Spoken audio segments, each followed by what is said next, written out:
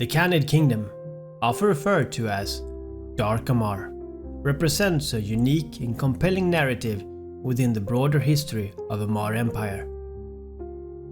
This sovereign state, founded on defiance and ambition, has evolved over the past 3 centuries into a complex society that blends the rigid traditions of the Amarr with the pragmatism and technological embrace of other cultures, particularly the Caldari.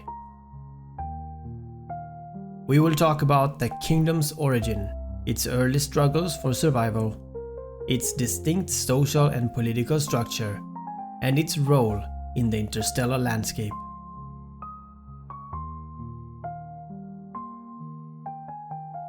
The Khanid Kingdom origins are rooted in a dramatic moment of defiance by Khanid, a royal heir of the Amarr Empire.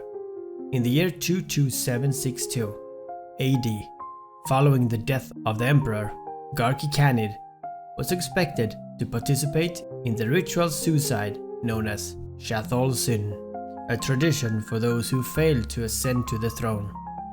However, Khanid, a man of fierce ambition and a love for life, refused to follow this tradition.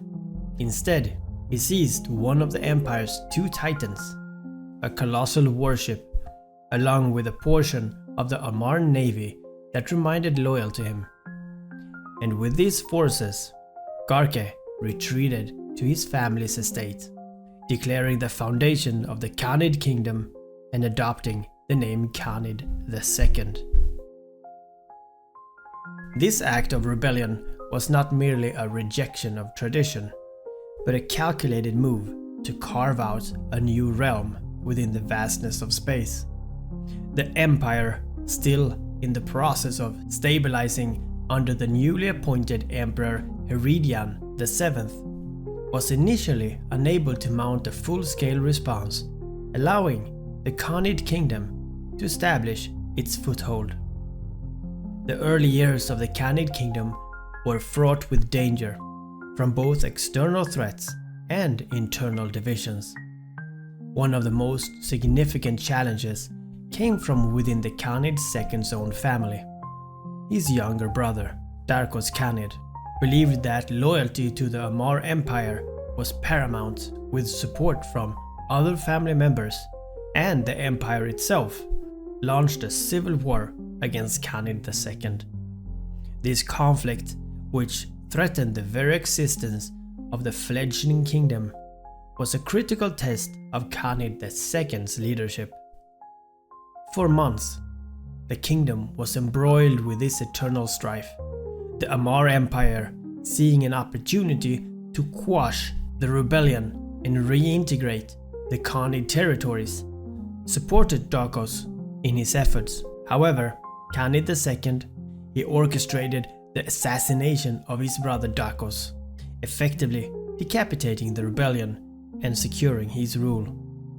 Although the kingdom lost some of its outer regions in the conflict, the core territories remained under Khanid II's control, and his authority was firmly established.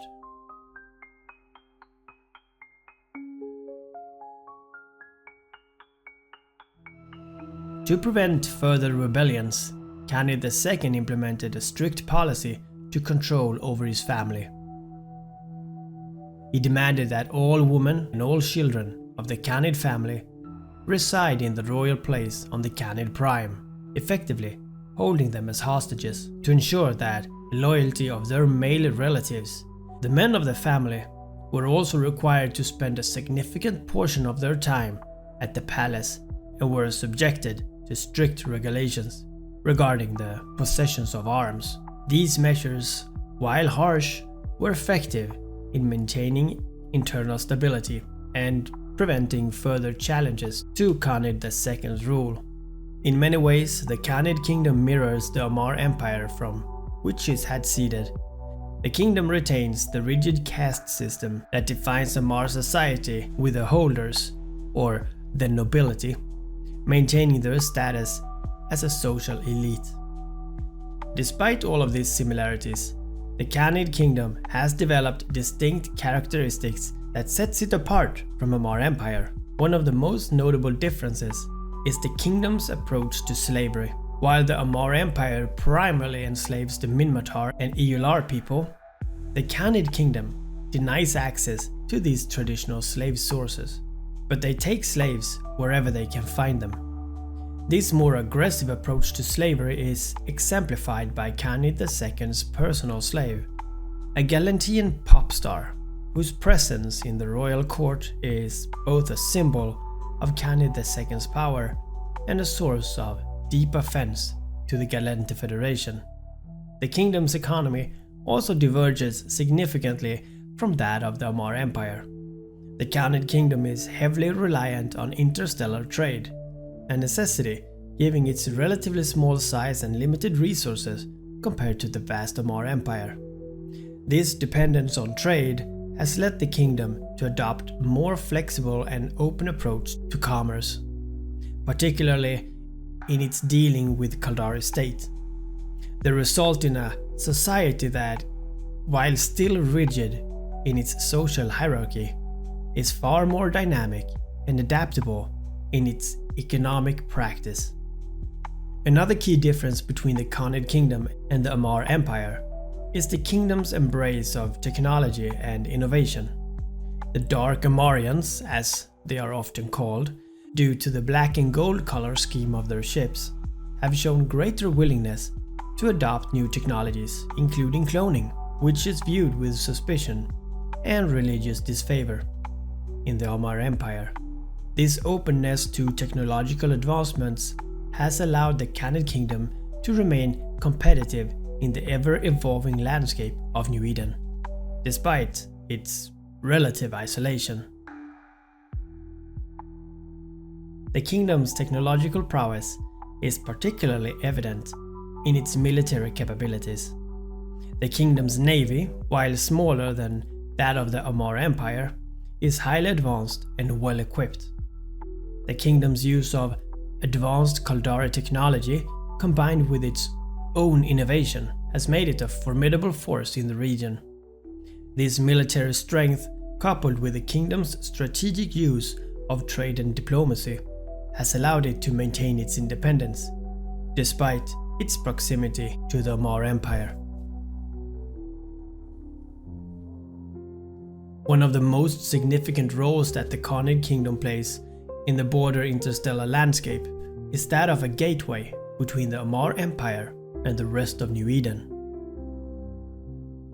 The kingdom's more lenient trade policies have made it a crucial conduit for goods and information flowing into and out of the reclusive Amarr Empire.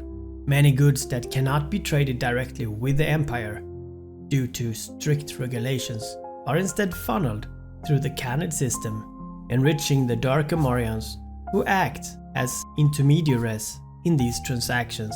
This role as an intermediary has not only bolstered the kingdom's economy, but has also enhanced the political influence. The kingdom that serves as a bridge between the Empire and other powers, including the Caldari state and the Galante Federation.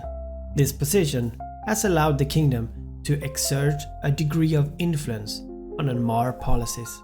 Despite this advanced age, Khanid II remains the undisputed ruler of the Khanid Kingdom, and his influence continues to shape the kingdom's destiny. There are persistent rumors that Khanid II has embraced cloning technology, allowing him to extend his life far beyond the natural limits. So Khanid II continues to rule, and of course with the same vigor and determination that characterized his early years on the throne. But Khanid II's relationship with the Amarr Empire has evolved over the years. In YC 111, the Khanid Kingdom played a pivotal role in the capture of Dokuta Karsot, a key figure in the Amarr Empire.